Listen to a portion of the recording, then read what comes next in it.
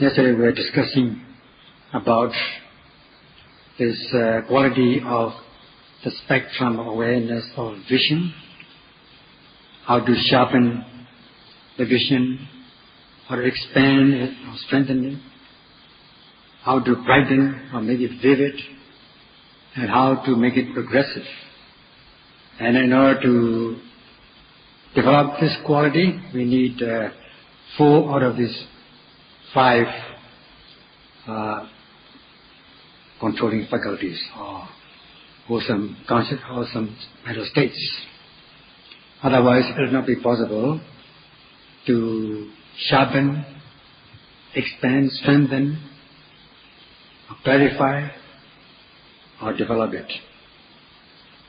So out of these 5 controlling faculties, we need the power of 4 wholesome mental states. Only then your knowledge gained through insight will be sharpened, will be strengthened, brightens, and become progressive. Just like cutting with a sharp knife, as has been given in the text. Only when the knife is sharp, not blunt, will be able to cut clearly. And also, as much as you have strength, this knife will also cut things very strongly. If you cut it with a blunt knife, then it will not be effective. Especially when you have many layers of things to be cut. It will not be able to cut these layers.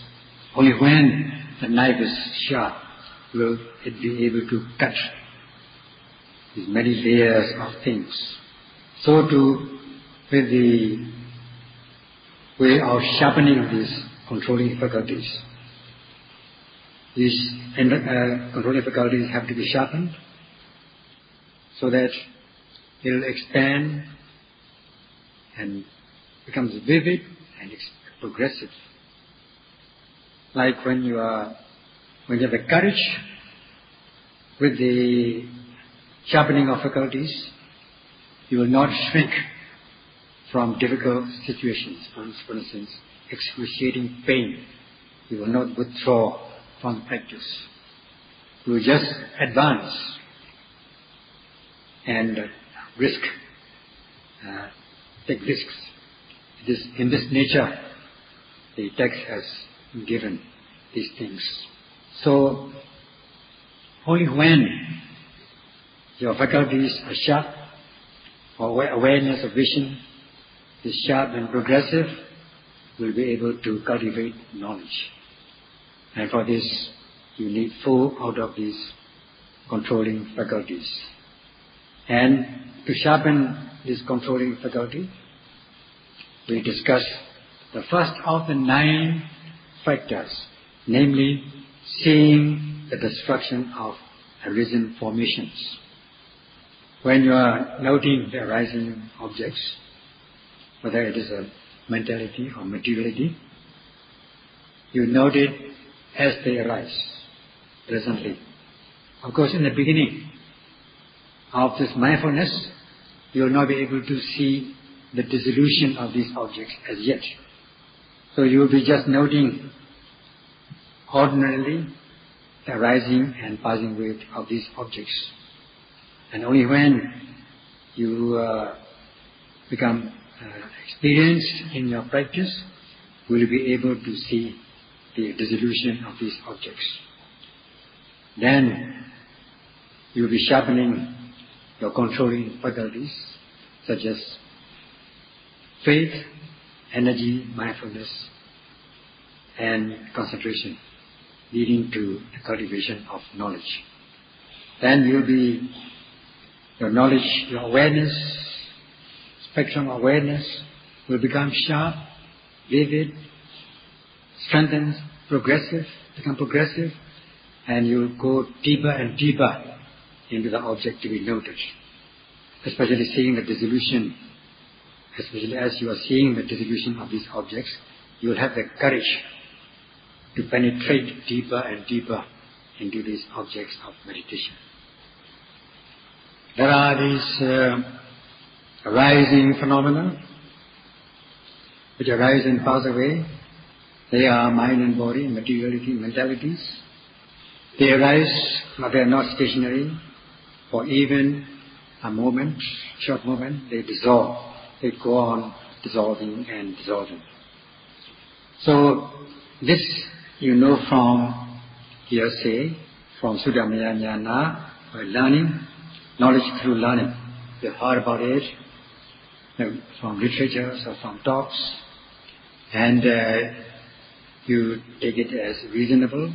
You have faith in it, not blind faith, but it is after reading, acquiring knowledge from authentic literatures, from the general knowledge, that things are only dissolving and dissolving. They're just passing and passing away. In this way you come to acceptance theoretically, not entertaining skeptical doubt about this, whether is it possible or not. If you are speculating like this, then you will not come to the truth. If you are entertaining doubts by just reasoning, because you are used to it, you have been habituated to reasoning, although reasoning is good in some cases. There are things which can be accepted, so you are trying to reason out the cause and effect. So you take it as correct when there is a reason to believe, and you have been habituated to that kind of concept. That is you are always reasoning out, and you take this kind of reasoning out as wisdom or intelligence. But you have to know that there are things within the reach of your intelligence that you can reason out to find out whether it's correct or not. But there are many things which are beyond the reach of your intelligence. So if you do that, if you try to reason out whether such a thing is correct or not, then you become tired of doing it. It will be a waste of time. Hence it is said that this skeptical doubt, called vicikiccha, can deceive you in the form of wisdom or intelligence, thinking that you are a wise person, thinking that you are an intelligent person by just being doubtful. So some yogis have been used to it, as has been given. There are things that you see and hear, or you experience, and you used to reasoning out whether it is correct or not, what is this, what is that, why is this, and so on. So try to reason out from both aspects, whether it is possible or not possible. And there are things that you can do it by reasoning because it is within the reach of your intelligence, but there are other things which are beyond the reach of your intelligence. And if you do that, if you try to reason out by entertaining the skeptical doubt about things being beyond the reach of your intelligence, then you will become wearied and tired. So that's why it is said that the skeptical doubt, vicikiccha, can arise in the guise of wisdom or intelligence, because you cannot come to a decision. You are doubtful, and this, by entertaining doubt, you think that this is intelligence or wisdom. So this is, you are being deceived by skeptical doubt in this case, not so that you will not come to the truth of things. And in the case, you can do that in some cases, but not in the realm, in the domain of the practice of meditation. Because if you're used to that, then there will be a lot of disturbance in the practice. That has to be very careful. So in the practice of the Dhamma, especially the way of mindfulness, Satipatthana, there's no room for skeptical doubt. There's no room for reasoning out. Otherwise, it will not come to any benefit. Just it will be waste of time and waste of effort. So this is something to be noted. In the text is given the difference between these two unwholesome mental states, namely Audacha and Vijikiccha. Audacha means is translated as restlessness, a distraction, and Vijikiccha as capital doubt. And as for this first one, Audacha, restlessness or distraction, it means that when you are in the realm of the practice, it is like when you are noting the object, or when you're trying to know the object, your noting mind is not stuck to the object, is not sustained on the object. Instead, it is removed from the object, causing a gap between your noting mind and the noted object. It's just like the example given in the text is when you drop a stone into a heap of ash or ashes, then this ash will fly away and it will cast away. This casting away is known as vikshepa. From distraction it becomes cast away. So that is the example given in the text. And then there will be, of course, in that Audacha, there's no such thing as skeptical doubt about the truth of the matter, reasoning out whether it is correct or not. In the case of Vijikiccha, it's different. Vijikiccha, translated as skeptical doubt, it is different. Not only is the mind removed from the object of meditation, but also there is additional unwholesome mental state known as skeptical doubt, trying to reason out things which are beyond the reach of your intelligence, entertaining doubts. And in the text is given this example, when you are throwing down something down a slope, whether it's on the ground or on the floor,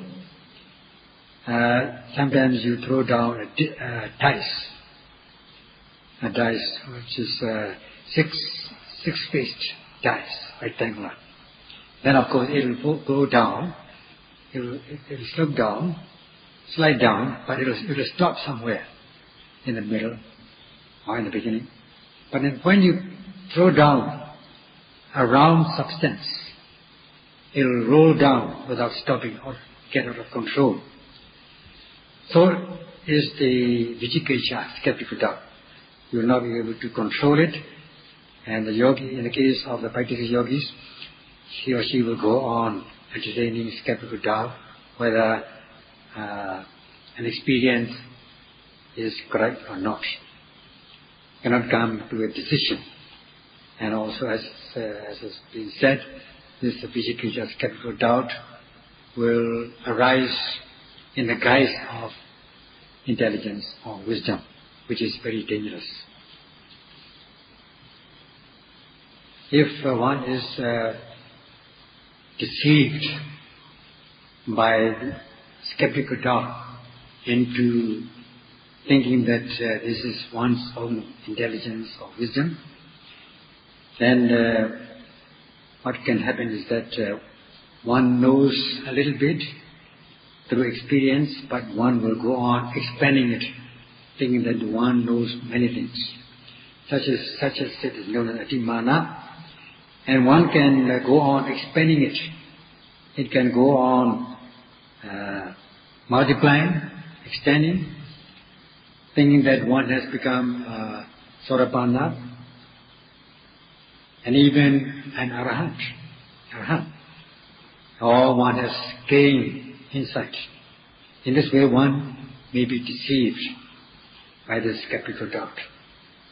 Just like when you roll down a round substance down the slope, nobody can control it. It will go on rolling down.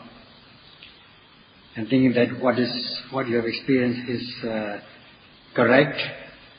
Not only that, although you have experienced a little bit, you think it is many things, that you have done, you have achieved many things. What you know a little bit can be taken as much achievement. So that such a person is very difficult to control, like a ball rolling down. And in the case of this six-sided disc or dice, if it rolls down, then of course it has a flat surface, it will stick somewhere down the slope. But in the case of this ball, which is rolled down, it will be difficult to control.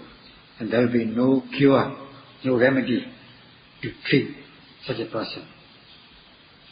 Yogis are given assistance in the form of advice to guide in their experience. But there can be some yogis who think that the teachers are not so skilled as they are. And the teachers are giving guidance from the knowledge of textual and experiential experience. But some yogis may think that the teachers are not as experienced as themselves, as knowledgeable as themselves, and in this way they will possess high self-esteem. So if the yogi is just having avijja, restlessness or distraction, it will be like this six-sided, flat-surfaced dice rolling down the slope. Even if it rolls down, it's controllable. Whereas in the case of skeptical doubt, if a yogi entertains skeptical doubt, it will be just like a ball rolling down the slope, and it will be very difficult to control it. It will go on rolling down and fall deep down into the abyss, and finally suffer loss. Hence, in the beginning of the practice, it is important to have faith in the dissolution of the mind and body objects as they arise. When the objects arise, they will not be stationary, even for a short moment. Instead, they would dissolve. So first and foremost, one has got to accept it through learning, and not to just entertain doubts about it, whether this can be real, this can be true or not. This will be verified through your own personal experience. Not just seeing the dissolution only, but first try to note the arising and passing away before you see the dissolution of the object only. Hence,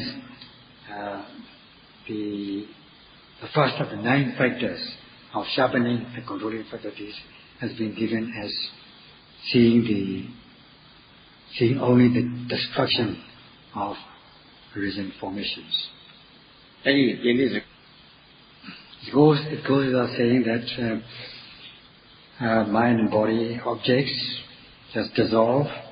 You come to accept this fact through your knowledge through learning.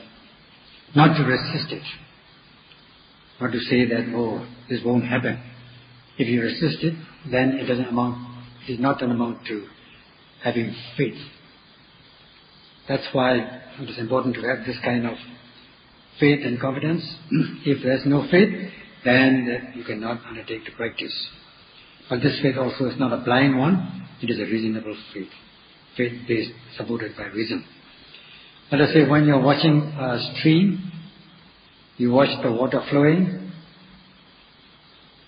The water which is flowing is actually going down, not stationary, but they are of the same nature. So you may, normally one may think that it is the same water all the time in a stream, but it's not so. In fact, the old is giving place to the new, because the object observed is of the same nature. You think that one may think that it is the same water, but in fact it is not so.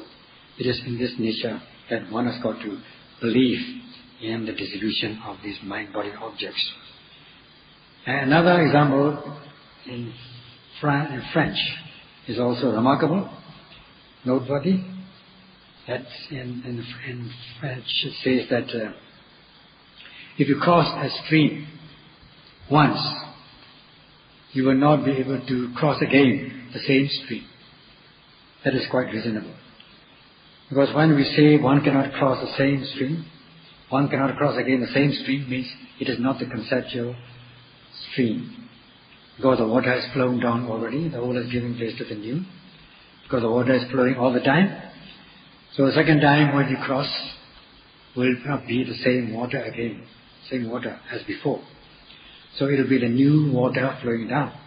So it is, this kind of example is quite reasonable.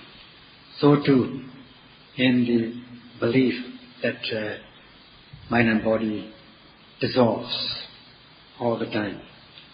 So it is given as one must see. One sees only the destruction of formations. In Abhidhamma is given this example of the flame of a lamp. In the lamp, there is this the wick and the fuel or oil, and the effort to light it. Then this will produce flame. But when the flame is burning, it is not the same flame like before, because the old is giving place to the new. It is not the same wick which is giving a light, which is burning. It is not the same oil which is fuel. The flame is alike, both in the preceding and succeeding flame. One may think that it is the same flame burning. In fact, it is the continuity. It is because of the continuity of the flame that it appears to be the same. And this kind of continuity is known as santana. So in the practice also, the practice of meditation also, the old is giving place to the new. That is, the objects are fleeting away. They are not stable for even a short moment. So one has got to take this fact in the beginning. All these activities, sense impressions, are made up of mind and matter, mentality, which we observe as you activate your mindfulness. The same thing goes with rising and falling, bending, stretching, lifting, moving and placing. All these materialities, nama, rupa, mind and body are happening. Let's say, let's take the example of hearing a sound. How mind and body arises or happens at that moment. There is this sound which is made up of the increments or minute amounts of wavelengths, you might say, which make up the sound. This is known as striker element, which strikes the eardrum. And this sound waves are impinging the ear successively, so as to cause hearing. So the sound is known as striker element. It is one kind of element. And the bass element, which is the eardrum or sensitive part of the ear, is another element. And as a result of the striker element striking the bass element, that produces the hearing consciousness, which is known as ignition element. This is also another element. Like when shadow is talking, you are hearing.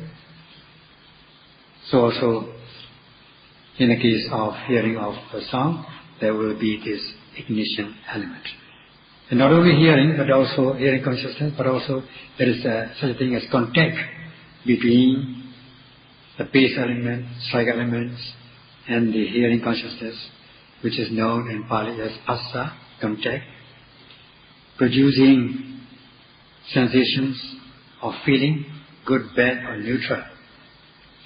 If the sound is acceptable, then you may say it's good. If the sound is not acceptable to you, you may consider it as bad, and there are also neutral sound. As neutral sound is taken as on the good side of it. So, if you are not able to activate mindfulness at the moment of hearing, you will not observe these elements, namely striker element, base element and ignition element. If you are not aware of these elements, what will you think?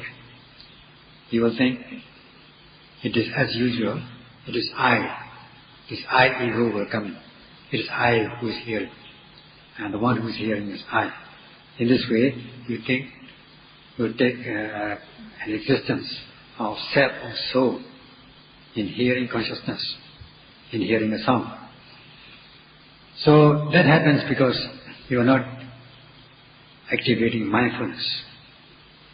But these things are profound things which are not easy to be observed unless you activate mindfulness at the very moment of arising. Only when you see, you will hear. And only when you look, you will see. Not in an ordinary sense, but you must activate your mindfulness, deepen your concentration. For instance, if you are noting rising and falling, normally people say it's the abdomen rises, the abdomen falls, but you are observing the elements, namely stiffness, tension, movement. All these things will be observed as you activate your mindfulness. If not, you will not observe these things. So if you look, you will see. If you note, you will observe these things. It is quite obvious. And you have to note at the very moment of arising. So all these things are elements which you will observe as you activate your mindfulness of every arising mind and body. They are the realities. They are the real existing elements. And if you take interest, you wish to know what these elements are and what is happening to them. That is chanda, zeal. Then you'll be demanding yourself. You'll be self-demand. You wish to know. So that sanda, that zeal will lead you to virya, energy. You will exert your energy in order to know these things. Not just ordinary knowing, but really you have a real desire to understand these things. Then you will exert real energy. And where does this zeal comes from? It comes from your faith and confidence. Faith and confidence which you have gained from learning through learning, experience, knowledge from learning, that there are these subtle realities. This subject will be continued tomorrow.